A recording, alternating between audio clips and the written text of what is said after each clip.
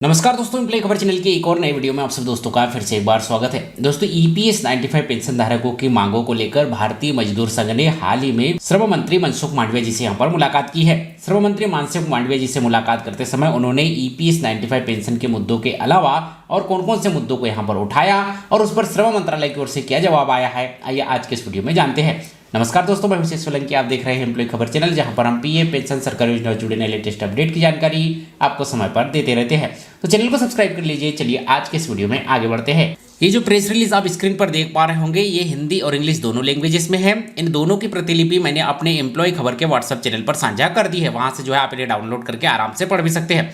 आइए जानते हैं कि इन प्रतिलिपियों में भारतीय मजदूर संघ की ओर से ministry of labour and employment श्रम मंत्री मनसुख मांडविया जी की ओर से क्या जानकारी यहाँ पर दी गई है और इसके बारे में क्या बताया गया है, आइए यहाँ पर जो है जान लेते हैं। तो जैसा कि आप स्क्रीन पर देख पा रहे होंगे, भारतीय मजदूर संघ की ओर से 6/1/2026 को लेटेस्ट में ये प्रेस विज्ञप्ति यहाँ पर जो जारी की है, जिसमें उन्होंने लिखा है कि बीएमएस प्रतिनिधि मंडल ने श्रम मंत्री से लंबित मुद्दों पर भेंट की और श्रम मंत्री से सकारात्मक आश्वासन मिले हैं। भारतीय मजदूर संघ बीएमएस के एक उच्च स्तरीय प्रतिनिधि मंडल ने केंद्रीय श्रम एवं रोजगार मंत्री डॉक्टर मनसुख मांडविया जी से नई दिल्ली में भेंट की है। जैसे कि फोटो में आप यहाँ पर जो है देख भी पा रहे होंगे, बीएमएस के प्रतिनिधि मंडल श्रम मंत्री से यहाँ पर मिले हैं और भेंट कर श्रमिकों से जुड़े लंबे समय से लंबित मामलों पर राष्ट्रीय महत्व के विषय पर एक ज्ञापन सौंपा है।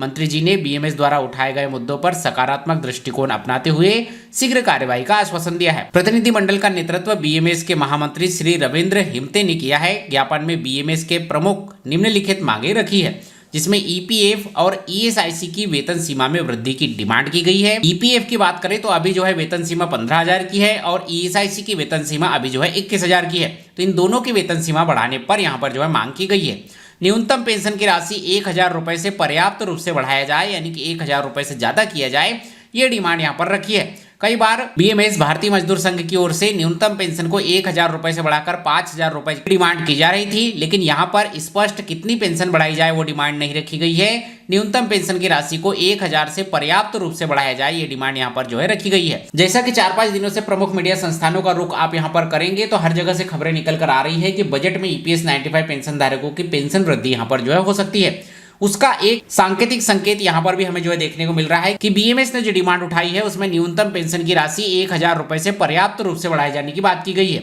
यहाँ पर 5,000 रुपए न्यूनतम पेंशन बढ़ाने की बात नहीं की गई है। इसका मतलब यहाँ से जो है छोटा सा संकेत ये निकल कर आता है कि 5,000 रुपए से कम ही यहाँ पर जो है पेंशन बढ़ने वाली है, यदि बजट में पेंशन बढ़ती है तो। लेकिन क्या वाकई में बजट में पेंशन बढ़ेगी या नहीं, ये तो बजट सत्र में ही यहाँ पर जो है पता चलेगा। इसके अलावा भारतीय श्रम सम्मेलन को शीघ्र आयोजित किया जाए, बोनस की गणना की सीमा में वृद्धि की जाए, ग्रेजुएटी पात्रता को 15 दिन से बढ़ाकर 30 दिन किया जाए, सभी स्कीम वर्कर्स के मानदेय पर प्रोत्साहन राशि में वृद्धि की जाए, इस तरीके की डिमांड बीएमएस भारतीय मजदूर संघ ने यहाँ पर उठाई। इसके अलावा बीएमएस ने निजी, सार्वजनिक और सरकारी क्षेत्र के कार्यरत विभिन्न प्रकार के संविदा श्रमिकों की दयनीय स्थिति पर भी प्रकाश डाला।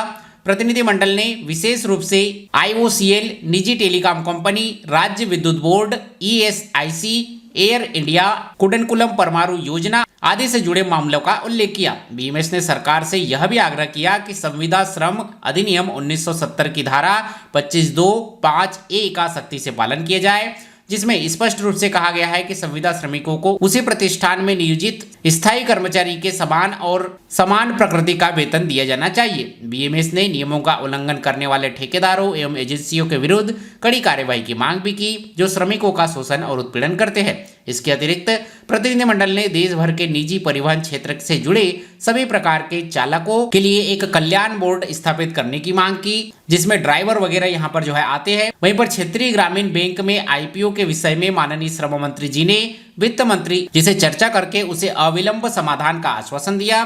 प्रतिनिधिमंडल में श्री सुरेंद्र कुमार पांडे, उप महामंत्री बीएमएस, श्री बी सुरेंद्रन, राष्ट्रीय संगठन मंत्री बीएमएस और राष्ट्रीय मंत्री श्री गिरीश आर्य एवं रामनाथ गणेश तथा क्षेत्रीय संगठन मंत्री अनुपम जी भी यहाँ पर जो है शामिल रहे थे। माननीय मंत्री जी ने सभी मुद्दों को गंभीरता पूर्वक सुना, उनके प्रभाव पर चर्चा की और आश्वासन दिया कि सरकार इन मामलों पर गंभीरता से विचार कर शीघ्र सकारात्मक कदम उठाएगी।